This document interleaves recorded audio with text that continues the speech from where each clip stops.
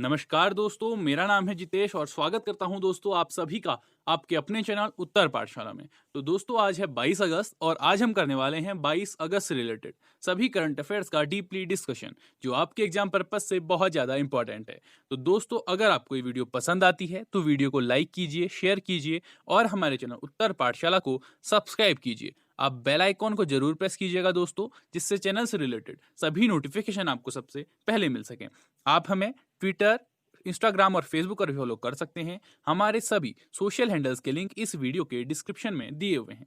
Channel से related किसी भी जानकारी के लिए या हमारे व्हाट्सएप ग्रुप में जुड़ने के लिए आप हमें हमारे इस व्हाट्सएप नंबर पर भी कांटेक्ट कर सकते हैं। तो हर रविवार सुबह 11 बजे उत्तर पाठशाला वीकली करंट अफेयर्स पर आधारित एक क्विज ऑर्गेनाइज कराता है।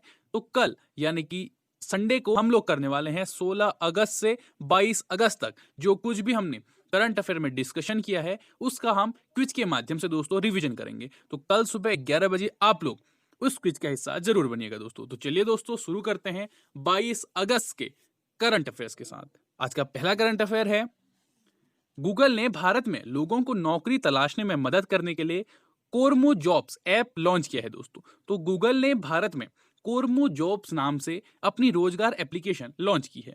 यह ऐप लाखों भारतीयों को शुरुआती स्तर की नौकरियां प्राप्त करने में मदद करेगी। कोरमो जॉब्स कोरोना वायरस के कारण अपनी नौकरी गंवा चुके युवा पेशेवरों और नौकरियों की तलाश में जुटे लोगों को रोजगार दिलाने में मदद करेगी। गूगल ने पहली बार 2018 में बांग्लादेश में इस रोजगार एप्लीकेशन को लॉन्च किया था और इसके बाद 2019 में इसे इंडोनेशिया में विस्तारित किया। गूगल ने 2019 में भारत में इस ऐप का परीक्षण भी किया था, लेकिन गूगल पे ऐप पर स्पॉट ब्रांड के तहत जोमैटो और इंजो जैसी कंपनियों ने प्लेटफॉर्म पर 2 मिलियन से अधिक नौकरियां पोस्ट की थी। इसके अच्छे नतीजे आने के बाद अब गूगल पे जॉब्स स्पॉट को भारत में कोरमो जॉब्स के नाम से पुनः लॉन्च कर रहा है और इसे एक स्टैंड लोन एंड्रॉयड ऐप बना रहा है दोस्तों। अब बात करें गूगल की, तो गूगल की स्थापना हुई थी दोस्तों 4 सितंबर 1998 को और इसका जो मुख्यालय है दोस्तों वो है कैलिफोर्निया में। और अभी वर्तमान में इसके सह संस्थापक और सीईओ हैं सुंदर पिचाई और अभी इसके कार्यकारी अध्यक्ष हैं एरिक स्मिथ। कौन है दोस्तों? Eric Smith. अगला करंट अफेयर है, स्वच्छ सर्वेक्षण 2020 पुरस्कारों का ऐलान हुआ है दोस्तों। तो वर्ष 2020 के स्वच्छ सर्वेक्षण पुरस्कारों की घोषणा कर दी गई है, जिसमें इंदौर ने लगातार चौथे वर्ष भारत का सबसे स्वच्छ शहर होने का अपना दर्जा बनाए रखा है। केंद्रीय मंत्री हरदीप सिंह पुरी ने आवास और शहरी मामलों के मंत्रालय द्वारा राष्ट्रीय राजधानी क्षेत्र नई दिल्ली में स्वच्छ महोत्सव के नाम से आयोजित आभासी कार्यक्रम में स्वच्छ सर्वेक्षण 2020 पुरस्कारों के परिणामों की घोषणा की। यह देश की वार्षिक स्वच्छता सर्वेक्षण का 5वां संस्करण है। शीर्ष प्रदर्शन करने वाले शहरों और राज्यों को कुल 129 पुरस्कार दिए जाएंगे दोस्तों। प्रधानमंत्री नरेंद्र मोदी द्वारा 2016 में स्वच्छ सर्वेक्षण की शुरुआत की गई थी। मैसूर ने 2016 में भारत के सबसे स्वच्छ शहर के लिए पुरस्कार जीता, जिसके बाद से इंदौर ने 2017, 18 और 19 में लगातार 3 वर्षों से शीर्ष स्थान पर कब्जा जमाया हुआ है। इसमें एक शहर को केवल एक पुरस्कार दिया जाता है। शहरों की जनसंख्या 2011 की जनगणना के अनुसार की जाती है दोस्तों। तो चलिए दोस्तों अब देखते हैं कि स्वच्छ सर्वेक्षण 2020 में जिन शहरों को पुरस्कार मिले हैं उनकी हम सूची देखेंगे जो आपके परीक्षा की दृष्टि से बहुत ज्यादा महत्वपूर्ण है। तो दोस्तों 1 लाख से अधिक आबादी वाले शहरों के लिए सबसे स्वच्छ शहर का जो पुरस्कार दिया गया है उसमें फर्स्ट नंबर पे रहा है इंदौर, सेकंड नंबर पे रहा है सूरत और तीसरे नंबर पे रहा है दोस्तों नवी मुंबई। बात करें 1 लाख से कम आबादी वाले शहरों के लिए सबसे स्वच्छ शहर के पुरस्कार के बारे में, तो इसमें पहले नंबर पे रहा है कराड, दूसरे नंबर पे रहा है सासवद और तीसरे नंबर पे रहा है लोनावला। तो 1 लाख से कम आबादी वाले शहरों के लिए सबसे स्वच्छ शहर जो तीनों शहर हैं दोस्तों वो महाराष्ट्र के हैं। उसके बाद बात करते हैं 100 से अधिक शहरों वाला सबसे जो स्वच्छ राज्य है दोस्तों वो है छत्तीसगढ़ और 100 से कम शहरों वाला सबसे स्वच्छ राज्य है वो है झारखंड। और सबसे स्वच्छ गंगा शहर जहां गंगा बहती है दोस्तों जिस शहर में, वो शहर है दोस्तों वाराणसी और वाराणसी है उत्तर प्रदेश में। आगे देखते हैं, शहर के क्षेत्रों को साफ रखने में अधिकतम नागरिक भागीदारी जहां की गई है दोस्तों वो है शाहजहांपुर उत्तर प्रदेश। और 40 लाख से अधिक आबादी वाले सबसे स्वच्छ मेगा सिटी की अगर बात करें तो वो है दोस्तों अहमदाबाद गुजरात। और 40 लाख से अधिक आबादी वाले सर्वश्रेष्ठ सेल्फ सस्टेनेबल शहर की बात करें तो वो है बेंगलुरु कर्नाटक और दूसरे नंबर पे है विजयवाड़ा आंध्र प्रदेश। फिर बात करते हैं स्वच्छता के मामले में सबसे तेज चलने वाला शहर, तो वो शहर है दोस्तों जोधपुर, जो कहाँ है, राजस्थान में है। और फिर बात करते हैं स्वच्छता के मामले में सेल्फ सस्टेनेबल शहर, यानी कि 10 लाख से अधिक जनसंख्या वाला जो है वो है राजकोट, और राजकोट कहाँ है दोस्तों, गुजरात में है। और स्वच्छता के मामले में सेल्फ सस्टेनेबल शहर जो 10 लाख से कम जनसंख्या वाला है तो वो है दोस्तों मैसूर, और मैसूर कहाँ है, कर्नाटक में। आगे बात करते हैं, और सबसे स्वच्छ जो छोटा शहर है उसमें पहले नंबर पे है अंबिकापुर, अंबिकापुर है छत्तीसगढ़ में, और दूसरे नंबर पे है बुरहानपुर, जो कहाँ है दोस्तों, मध्य प्रदेश में। बात करें 1 लाख से 3 लाख के बीच की आबादी वाला सबसे स्वच्छ शहर, तो वो है दोस्तों तिरुपति, जो कहाँ है, आंध्र प्रदेश में। सबसे स्वच्छ राजधानी शहर जो है दोस्तों वो है नई दिल्ली। और सबसे तेज बदलने वाला सबसे स्वच्छ शहर है वो है दोस्तों लखनऊ, उत्तर प्रदेश। और सबसे तेज बदलने वाला सेल्फ सस्टेनेबल स्वच्छ राजधानी शहर है दोस्तों भोपाल, और वो किसकी राजधानी है, मध्य प्रदेश की। और सबसे स्वच्छ गंगा शहर जो है दोस्तों वो है कन्नौज, कन्नौज है उत्तर प्रदेश में, और चुनार वो भी है कहाँ, उत्तर प्रदेश में। तो जो गंगा शहर है वो दोनों कहाँ है दोस्तों, उत्तर प्रदेश के हैं। आगे बात करें कि उत्तरी क्षेत्र का सबसे स्वच्छ शहर जो है वो है दोस्तों गंगा घाट, उत्तर प्रदेश। उत्तरी क्षेत्र का सबसे स्वच्छ शहर जो है दोस्तों 25,000 से 50,000 जनसंख्या वाला वो है नवान शहर, पंजाब। और उत्तरी क्षेत्र का ही सबसे स्वच्छ शहर 25,000 से कम जनसंख्या वाला जो है वो है दोस्तों आवागढ़, उत्तर प्रदेश। और पूर्वोत्तर क्षेत्र का सबसे स्वच्छ शहर है जोरहाट, असम।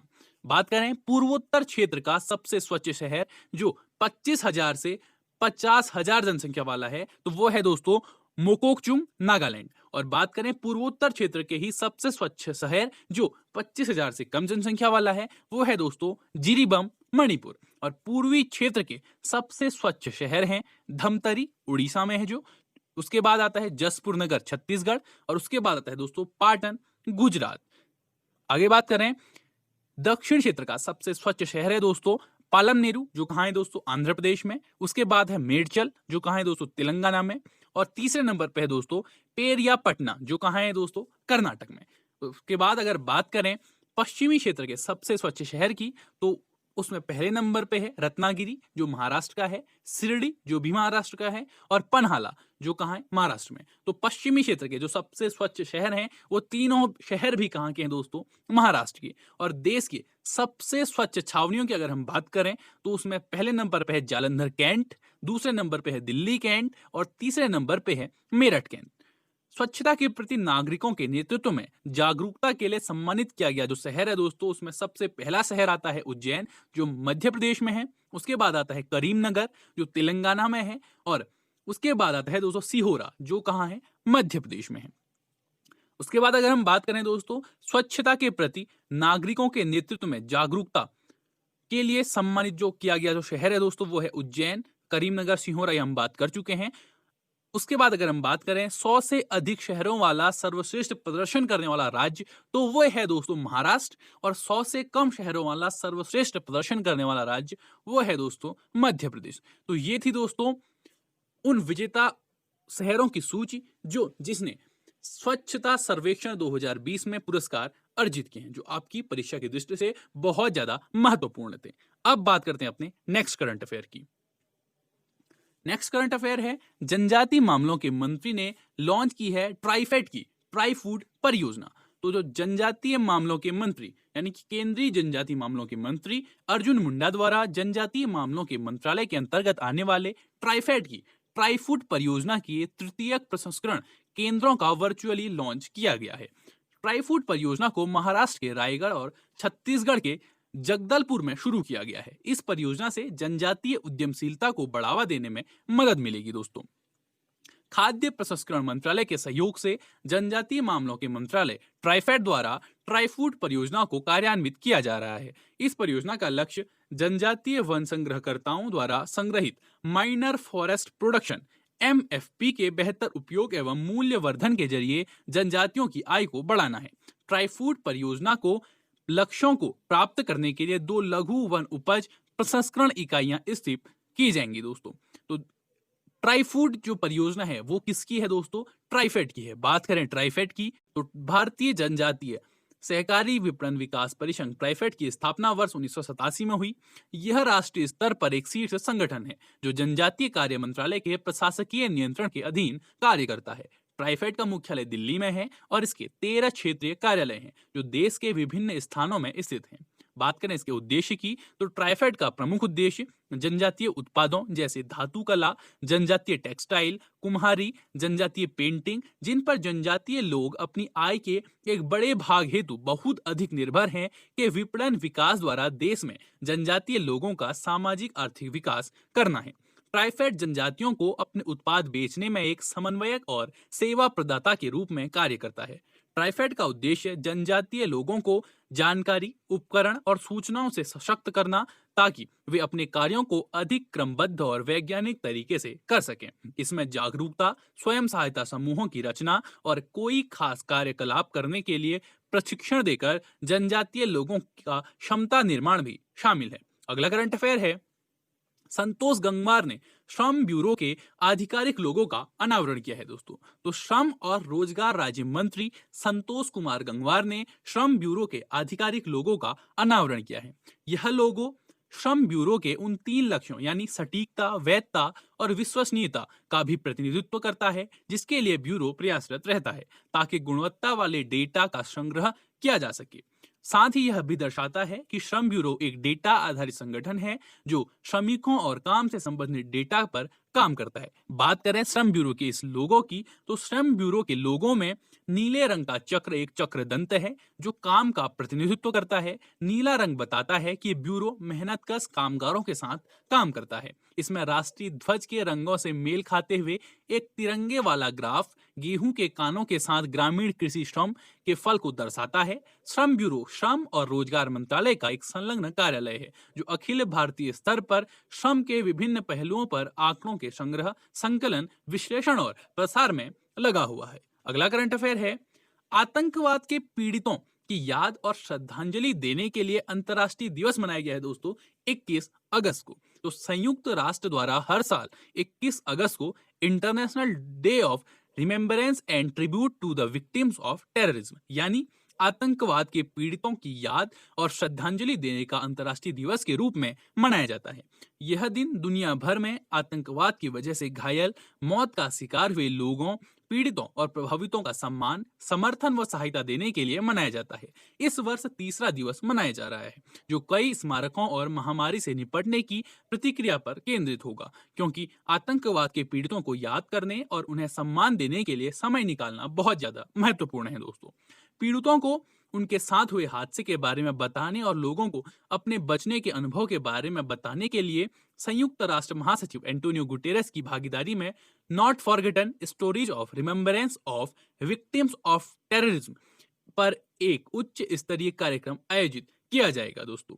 बात करें आतंकवाद के पीड़ितों की याद और श्रद्धांजलि देने का अंतर्राष्ट्रीय दिवस के इतिहास की तो संयुक्त राष्ट्र महासभा ने 2017 में अपने प्रस्ताव 72/165 के जरिए 21 अगस्त को दुनिया भर में आतंकवाद की वजह से मौत का शिकार हुए लोगों, पीड़ितों और प्रभावितों को सम्मान, समर्थन व सहायता देने के लिए अंतर्राष्ट्रीय दिवस मनाने का फैसला किया था।